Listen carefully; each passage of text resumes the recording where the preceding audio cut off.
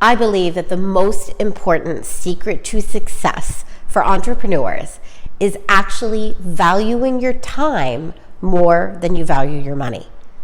And you might be like, but Monica, aren't you like the money gal? And I am. I'm Monica Shah from Revenue Breakthrough. So I am the money gal. So you might be like, well, what does it actually mean when you say valuing your time more than you value your money? Well, here's what's interesting, is that I have noticed what I have in common with my other 7 and multiple 7-figure business owners is that when any of us have a problem, right? For example, if there is something that I'm figuring out, like just this past week, I was figuring out my Facebook ads for my Flow Method program. And I was struggling because I kept putting up ads and they just weren't getting the prices that I wanted. And I had gotten prices that I wanted before. And immediately, instead of struggling with it, right, for another week or 2 where I kept trying, I immediately said to myself, who can I get to help me with this? Who can I pay to help me with this? And I did. I found somebody who coached me through the process and helped me to see the things that I was doing wrong. And I actually ended up, and I'm now working with her, and she's going to help me with the ads. Now, that's what I mean about valuing my time more than I value my money.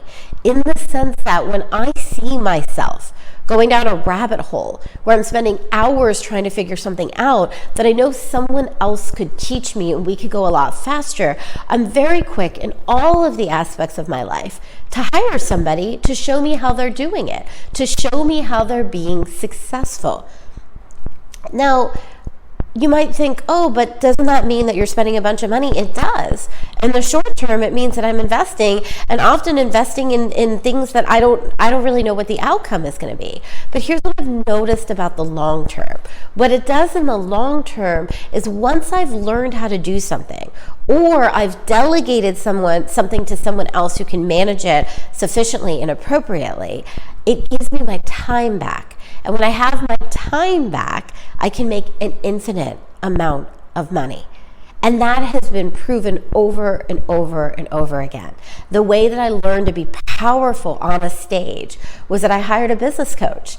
And not only did I hire her for her coaching, I actually paid her $25,000 extra to be with me at my events so she could show me exactly how to resonate with the room, how to make a powerful offer, how to answer questions at the mic. And it was a lot. It was a lot of money at first, money that I didn't have. But again, by learning those foundations, I can now go into events, and not only am I comfortable on the stage, I can close rooms, I can really connect with people, I can answer questions in an amazing way, and I make so much more money, right, from doing my events, and I also make such a bigger impact on people now. So I find it interesting that some people prefer to try to spend years figuring things out themselves. They're the do-it-yourselfers. Or the other thing that I find interesting, and you may be in this category or not, is the people that invest in one expert, and maybe that expert isn't a great fit for them, or maybe it doesn't work, and then they become do-it-yourselfers, right, for the next 3 years trying to figure it out on their own. And I just want you to be wary of that if you're in either of those categories, because it's not the fastest path to success. Look, I'm going to be clear with you. You're going to hire people that are not actually going to serve you. Either they're not a fit for you, or maybe they're too advanced for you, or maybe they're too beginner for you, or maybe they don't do what they say they're going to do, or maybe they're not clear. So you are spending time to learn something, but then you don't learn it.